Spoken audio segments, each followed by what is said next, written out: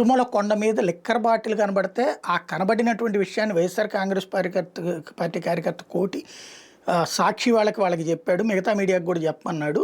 వెళ్ళి కవర్ చేసుకొచ్చారు. దాంట్లో సాక్షి వాళ్ళ మీద కేసు పెట్టారు. మిగతా అందరూ కూడా వార్తలు రాసిన అక్కడ బాటిల్ దొరికింది, అక్కడ కనబడిందని చెప్పింది వైసీపీ కార్యకర్త తప్పించి అతనికి సంబంధం లేదు అంటే, లేదు అతనే బాటిల్ తీసుకెళ్ళి పైన పెట్టాడు, అతనే అక్కడ చేశాడు, సీసీటీవీ ఫుటేజ్ ఉంది, అంతకుముందు వచ్చి అతను ఏదైతే ఆ సీసీటీవీ ఫుటేజ్ ప్రకారం అన్నటువంటిది. బట్ అతను అక్కడికి వచ్చి వెళ్ళిన మాట వాస్తవం. అది వచ్చి దర్శనానికి చేసుకోవడానికి వచ్చినప్పుడు కనబడబట్టినే అతను చెప్పాడు.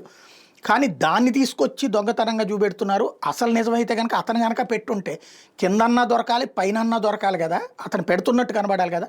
ఆ వీడియో చూపించండి, ఎడిటెడ్ వీడియోలు కాదన్నటువంటిది కరుణాకర్ రెడ్డి మాట్లాడేటమాట. ఏది నిజం అన్నది పక్కన పెడితే, పాపం చేస్తే అక్కడ కనుక ఫ్యాబ్రికేటెడ్గా సృష్టిస్తే తిరుమల కొండ పైన అక్కడ దుష్ప్రచారం చేయడానికి సృష్టిస్తే వాళ్ళే నాశనం అవుతారు. అలా కాకుండా ఒరిజినల్గా జరిగినా సరే దాన్ని కవర్ చేయడానికి ప్రయత్నించే వాళ్ళు నాశనం అవుతారు.